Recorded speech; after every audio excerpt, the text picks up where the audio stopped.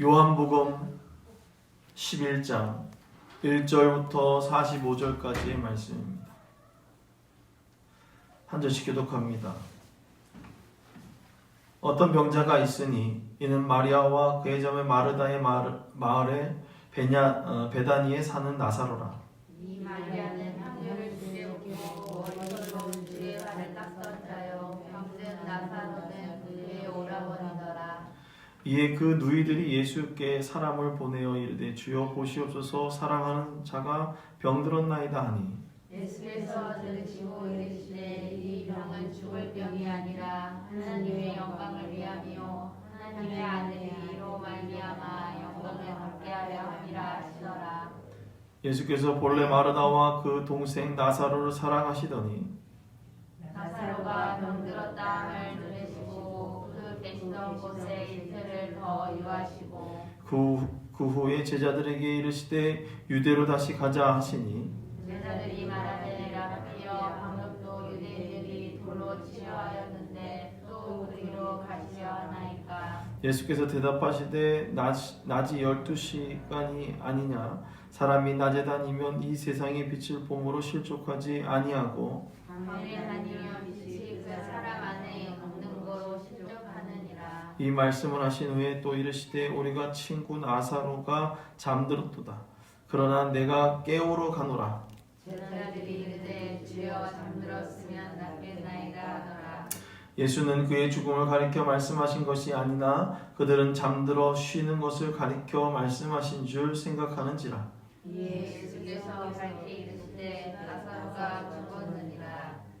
내가 거기 있지 아니한 것을 너희를 위하여 기뻐하노니 이는 너희로 믿게 하려 함이라. 그러나 그에게로 가자 하시니 디두모라 하는 도마가 다른 제자들에게 말하되 우리도 주와 함께 죽으러 가자 하니라. 예수께서 와서 보시니 나사로가 무덤에 있는지 이미 나으리라. 베다니는 예루살렘에서 가깝기가 한 오리쯤 되매 많은 유대인 마르다와 마리아가 그의 오라비 일로 위문하러 왔더라.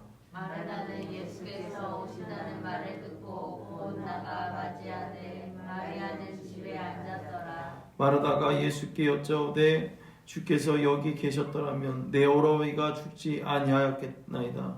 그러나 나는 이제라도 주께서 무엇이든지 하나님께 구하시는 것을 하나님이 주실 줄을 아나이다. 예수께서 이르시되 오라비가 다시 살아나리라. 마르다가 이르되 마지막 날 부활 때에는 다시 살아날 줄을 내가 아나이다. 예수께서 이르시되 나는 부활이요 생명이니 나를 믿는 자는 죽어도 살겠고 살아서 나를 믿는 자는 영원히 죽지 아니하리니 이것을 내가 믿느냐.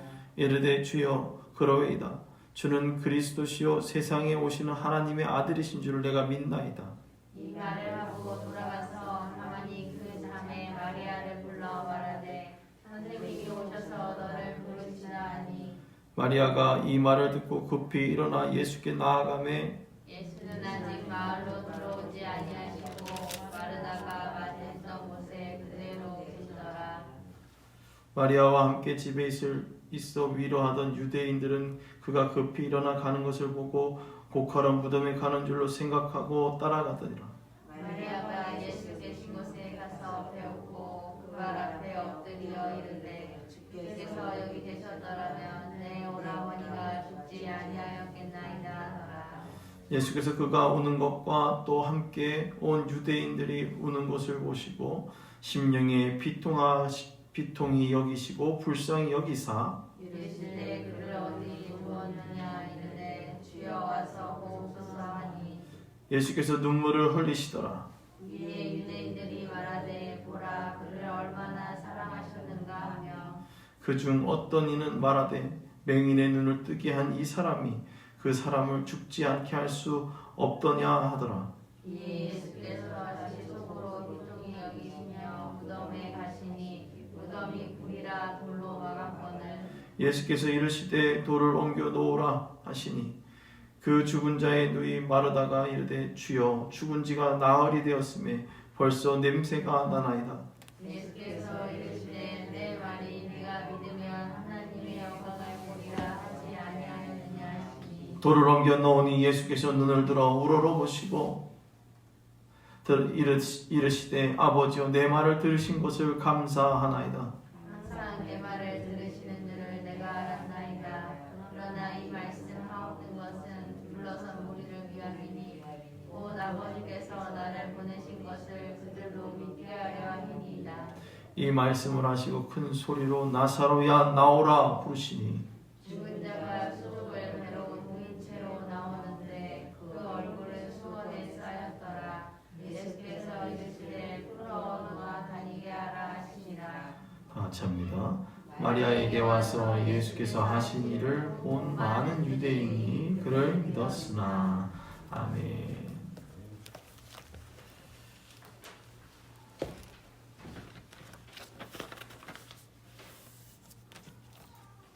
기도하겠습니다. 걸어가신 하나님, 오늘 말씀을 같이 나누려고 합니다. 이 말씀 통하여 하나님 기뻐 받으시고 이 말씀이 우리의 심령에 새로워지니 있게 하여 주옵소서. 이 시간도 함께 해주시면 감사하며 우리를 원하신 예수님의 이름으로 기도드리옵나이다. 아멘. 오늘은 음으로 시작되는 사랑, 싹티움으로 시작되어지는 사랑이라는 제목으로 하나님의 말씀을 같이 나누도록 하겠습니다. 따라합니다. 음으로 시작된 사랑. 봄이 된 지 한참 되었는데도 아직 좀 겨울인 것 같은 느낌이 있죠. 막 쌀쌀하게 바람이 불고 우리의 속을 아리는 듯한 그런 바람이 아직도 불 때가 되면 겨울인 것 같기도 합니다. 그러나 바람이 많이 따뜻해지기도 했습니다. 준비하지 않는 겨울, 그 겨울은 새싹이 돋아날 수 없는 것 같습니다.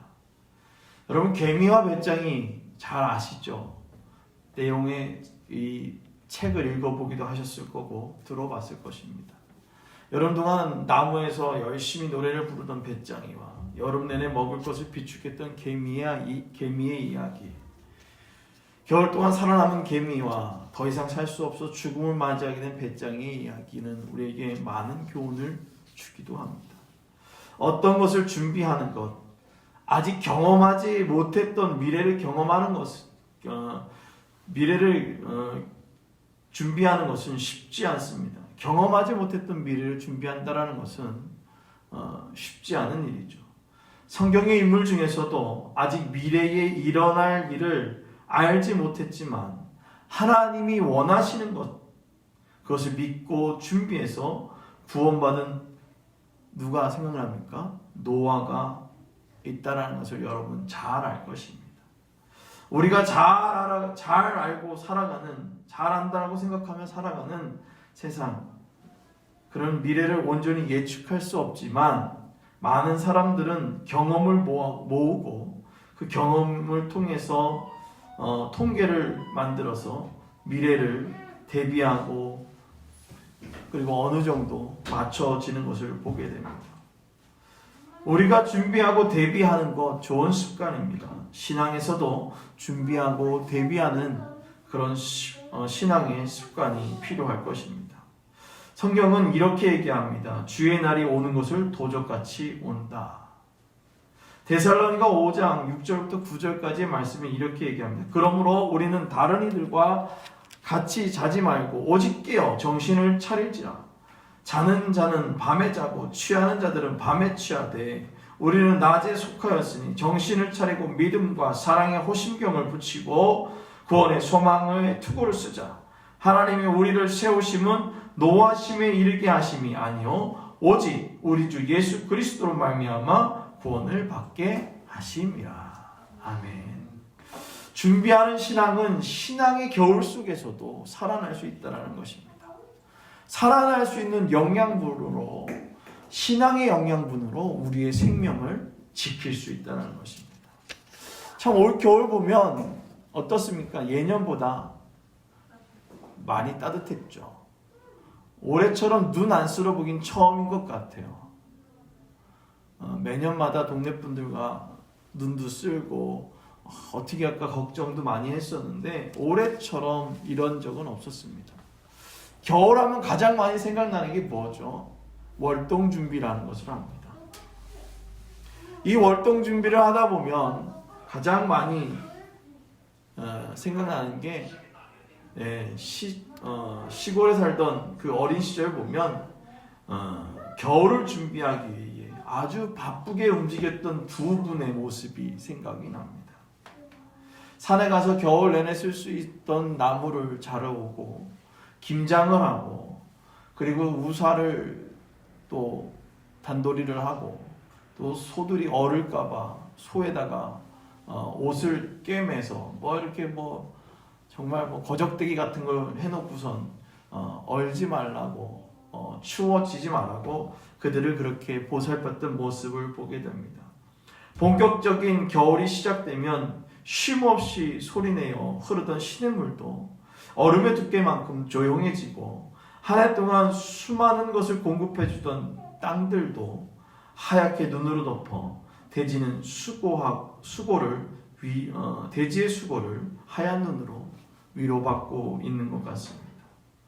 모든 것이 멈춰버리고 끝난 것 같지만 수고를 위로하고 큰 힘이 온 지면 가운데 운행하고 있습니다. 우리의 눈이 바라보고 있는 시선과 관점의 차이에 따라 우리가 보고 있는 겨울의 풍경은 다르게 보입니다. 그렇듯 믿는 사람의 시선과 믿지 않는 사람의 시선은 분명히 다르게 보여질 것입니다. 우리가 잘 알고 있는 나사로의 이야기는 바라봄의 차이입니다. 이곳 유대의 작은 공동체에 속해 있던 한 가족이 살고 있었습니다. 예수님은 그들을 무척 사랑했습니다. 그들은 마르다와 마리아인데 누가복음 10장 38절부터 42절의 이야기들을 기록해 놓은 것입니다.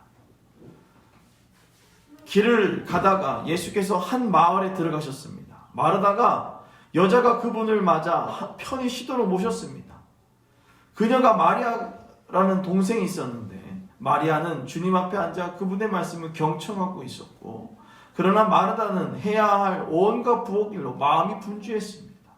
얼마 후에 마르다가 그들의 이야기를 끊고 끼어들었습니다. 주님, 동생이 부엌 일을 저한테만 떠넘기고 있는데 그냥 두시렵니까? 저를 좀 거들어 주라고 동생에게 말씀해 주십시오. 주님께서는 이렇게 얘기하셨습니다. 마르다야, 사랑하는 마르다야, 내가 지나치게 염려하는 아무것도 아닌 일로 흥분하고 있구나.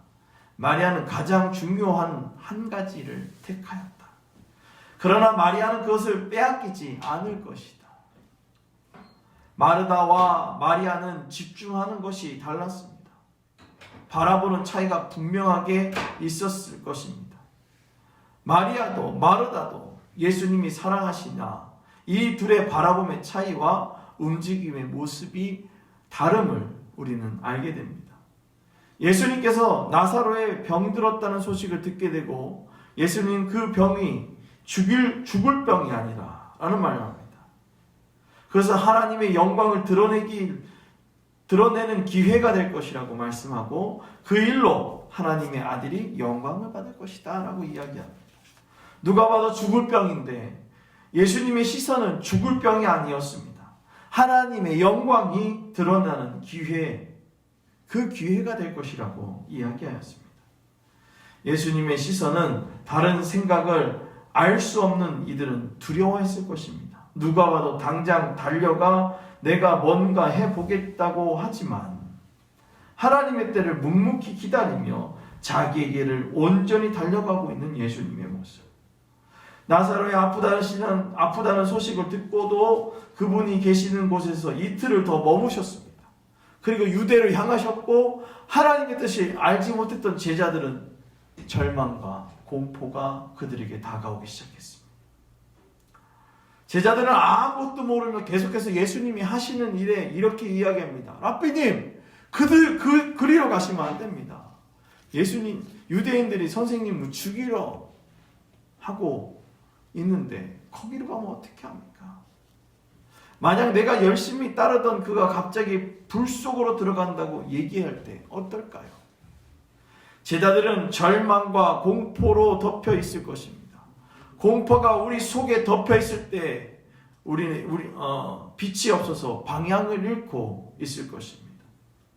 요한복음 11장 9절부터 10절까지의 말씀이 이렇게 얘기합니다. 예수께서 대답하시되 낮이 12시간이 아니냐.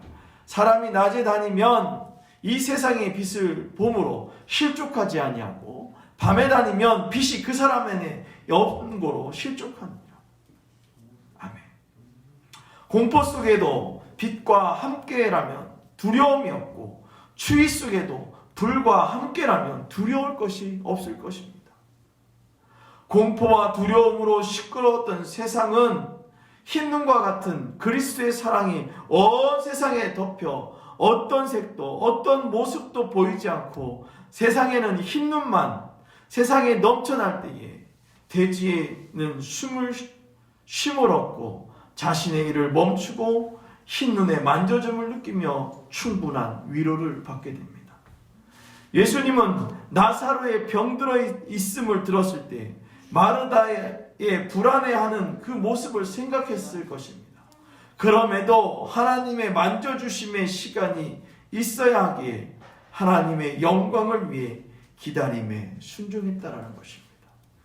이것이 바라봄의 시각이 다른 것입니다. 예수님은 나사로를 잠들었다고 그래서 내가 깨우러 간다라고 이야기합니다. 죽은 것과 잠든 것의 차이. 히브리인들은 그들의 조상과 함께 이러이러하게 잠들었다라는 얘기들을 구약에 많이 기록하였습니다. 이 문구를 사용하는 것 같이 예수님께서 사용하신 깨우는 것은 생명의 주권이 누구에게 있다라고 말씀하시는 겁니까? 하나님께 있음을 고백하는 것입니다. 따라합니다. 생명의 주권이 하나님께 있다. 아멘. 생명의 주권이 하나님께 있다는 것입니다. 예수님의 사역을 꽃을 피우기 위해 모든 것을 정리하며 하나님의 시간과 계획 가운데 진행되고 있음을 우리에게 보여주고 있습니다. 나사로의 죽음 앞에 사람들이 마르다와 마리아를 위로하고 슬퍼하는 것과 같이 그들의 삶은 혼돈과 슬픔으로 질비했습니다. 아무것도 하지 못하고 무덤에 들어가 있는 나사로는 모든 기능을 멈추어진 것과 같이 오직 나사로의 잠을 깨울 수 있는 분은 예수 그리스도임을 분명하게 말씀하고 계십니다. 요한복음 11장 15절에 이렇게 기록합니다. 내가 거기에 있지 아니한 것을 너희를 위하여 기뻐하노니 이는 너희로 믿게 하려 함이라. 그러나 그에게로 가자 하시니. 아멘. 나흘이 지나서 무덤에 가겠다고 했을 때 주변 많은 사람들에게 희망보다는 절망이었을 것입니다. 모든 것이 다 무너져간 상태의 나사로의 무덤에 가서 예수께서 눈물을 흘리시더라. 그리고 무덤에 서서 무덤이 굴이라고 그리고 돌로 막혔다고 다시 비통하며 울며 무덤에 가셨습니다. 돌로 막혀있는 그 굴 속에서 나사로의 모습이 이제 역사하실 분이 하나님이심을 분명하게 이야기하고 있습니다. 그러나 냄새가 나고 있는 나사로, 그 나사로의 시신 앞에 절망하고 아무것도 할 수 있는 것이 없는 우리들의 모습. 그러나 마르다에게 하나님의 영광을 보이리라고 말씀하신 예수 그리스도. 하나님은 절망 가운데 멈춰버린 그들에게 하나님의 영광을 보여주고 있습니다. 오늘 온 땅 가운데 절망하고 슬퍼하고 있는 우리들 가운데 이제 하나님의 영광이 우리에게 도래할 것입니다. 더 이상 아무것도 할 수 없는 나사로의 시선 앞에 모여들은 이들. 하나님의 영광을 보여주시고 구원의 새로운 출발의 신호로 움트기 시작할 것입니다. 더 이상 부패하지 않도록 온 지면에 하나님의 사랑으로 잡아놓고 그 안에서 하나님의 모든 희망이 얼어붙어 산산조각이 나 있는 이 상황에도 또 다른 희망이 있음을 보여주십니다. 그리스도의 녹임은 25절과 27절 말씀에 이야기합니다. 예수께서 이르시되 나는 부활이요 생명이니 나를 믿는 자는 죽어도 살겠고 무릇 살아서 나를 믿는 자는 영원히 죽지 아니하리니 이것을 내가 믿느냐? 이르되 주여 그러하이다. 저는 그리스도시여 세상에 오시는 하나님의 아들이신 줄을 내가 믿나이다. 아멘. 우리의 믿음이 우리의 이 고백이 얼어붙은 이 세상이 너무 꽁꽁 얼어붙어 녹일 수 있는 힘이 없는 우리들의 마음을 녹일 수 있도록 우리 가운데 빛으로 불로 찾아와 방향을 수정하시고 차가운 우리의 마음을 녹여 그 안에 그리스도의 새싹이 돋아나 싱그러운 숲으로 이루어 주실 것입니다. 요한복음 11장 1절부터 2절의 시작은 어떤 병자가 있으니 이는 마리아와 그의 자매 마르다라 마을 베다니에 사는 나사로라. 이 마리아는 향유를 주께 붓고 머리털로 주의 발을 닦던 자요 병든 나사로는 그의 오라비라. 오늘 이들의 이야기는 죽음을 준비해 줬던 마리아의 이야기로 시작합니다. 하나님은 모든 것을 준비하고 그 현상과 그 결과의 주인이심을 말씀하고 계십니다. 돼지의 숨구멍이 녹을 때 딱딱했던 얼음이 윤하게 되는 그 순간 오랜 기다림과 오랜 사랑 속에서 나타나게 됩니다.